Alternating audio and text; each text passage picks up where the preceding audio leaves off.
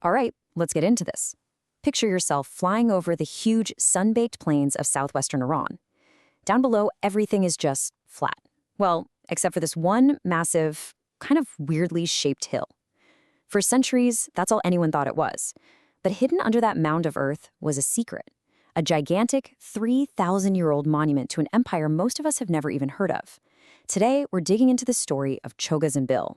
So really, what secrets can a pile of dirt actually hold? Well, in this case, it held an entire sacred city, a story of incredible ambition, and a mystery that kind of challenges what we thought we knew about an ancient civilization. This is so much more than just a hill. It's literally a time capsule. Before we dive into the city itself, let's start with its name.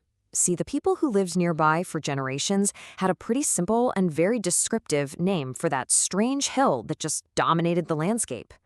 And this just perfectly shows how it was hiding in plain sight.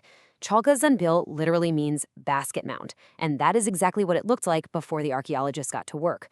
A huge, upside-down basket made of earth. It's an amazing thought, isn't it? One of the world's great ancient wonders was just camouflaged as a boring old hill. But once they unearthed it, its importance was immediately obvious.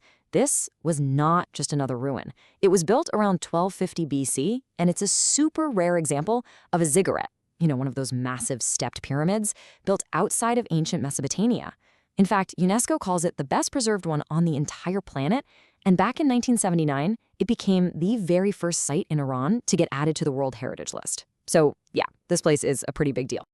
So who would build such a mind-boggling structure right in the middle of nowhere? And more importantly, why?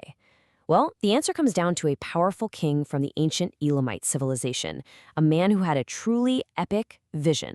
His name was Untash-Napirisha, and his goal was incredibly ambitious. See, this wasn't just about honoring one single god. The king wanted to create a brand new religious hub, a city he called Untash, that would bring together all the different parts of his kingdom. He actually built temples for gods from the highlands and the lowlands, creating one shared sacred space for everybody. It was an amazing act of religious and political unity. And you know what's so cool?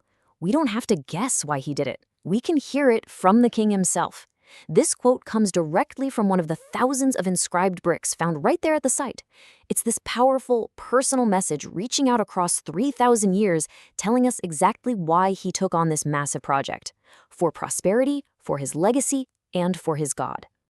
All right, let's talk about the architecture. At the very heart of this sacred city is the ziggurat. And it wasn't just big, it was a masterpiece of engineering with some really unique features. So if you know anything about the ziggurats of Mesopotamia, like the famous one at you probably picture these grand staircases on the outside leading up to the top. But Tchogha Zanbil was totally different. Untash-Napirisha's architects actually hid the stairways inside the structure. This meant getting to the upper levels and the main temple was an internal journey, vaulted and completely hidden from view, a completely unique design choice that really set it apart. The construction itself was just genius. The core is made of regular old mud brick, but it's encased in a 2-meter-thick protective shell of much stronger baked bricks. That's a huge reason it survives so well. And the attention to detail is just staggering. Every 11th row of these outer bricks was stamped with the king's inscription dedicating the building to the gods. We're talking thousands and thousands of them, each one a royal seal of approval. At its peak, this 5-level structure would have been enormous, soaring an estimated 53 meters into the desert sky.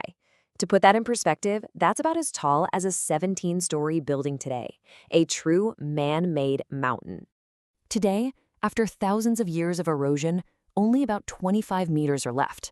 But honestly, even at less than half its original height, the structure is still absolutely awe-inspiring. It just dominates the landscape, exactly like the king wanted it to. Now, the ziggurat was the star of the show for sure, but it wasn't the whole story. It sat inside a meticulously planned city, basically a series of fortified rings that protected the sacred heart of the whole complex. The layout was brilliant. Just think of it like a target. You have 3 massive concentric walls that define the city. The outer wall enclosed the royal palaces and where people would have lived. The middle wall protected the holy ground, an area packed with smaller temples. And then the inner wall created the most sacred space of all, holding that great ziggurat right at the bullseye. And that sacred area, the one between the middle and inner walls, actually has a specific name, the Temenos. This was the core of the king's whole vision for religious unity. It was right here that he built over a dozen temples to all the major gods of his kingdom, creating a kind of divine gathering place. So, for thousands of years, the city just lay there, dormant. Its name was forgotten, its purpose a total mystery. Then, in the 20th century, a complete chance discovery from the air kicked off one of the greatest archaeological projects in the whole region. The rediscovery started in 1935, when some oil surveyors spotted the strange basket mound from a plane. But it wasn't until 1951 that the French archaeologist Roman Gierschmann began the huge job of actually excavating it. Over 6 tough seasons, his team uncovered the city we see today, peeling back all those layers of time. And what they found was just extraordinary. Little statues offered to the gods, intricate cylinder seals used for record-keeping, beautiful glass tiles for decoration, and guardian statues at the ziggurats gates. But they also found a puzzle. Under the courtyard were 5 tombs, and in one of them they found the cremated remains of several people. Now, this was really strange because the Elamites traditionally buried their dead, so why were these people cremated? It's still one of the site's biggest mysteries. So, what is the ultimate legacy of Tchogha Zanbil? Well, it's a story of incredible vision, but it's also a story of a dream left unfinished. Here's the bittersweet truth of it all. This massive project was the vision of one single person. When King Untash-Napirisha died, all the work just stopped. The city was never finished, and it was never really populated. It was almost immediately abandoned to the desert.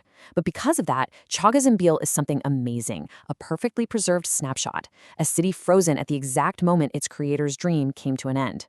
But as you can imagine, preserving a 3,000-year-old city made of mud is a constant fight. The site faces these relentless threats. Heavy rains wash away the mud brick, humidity breaks down the baked bricks, and even modern farming nearby increases the salt in the air, which just eats away at the ancient materials. It's a continuous battle against time and the elements. And that brings us to a final thought.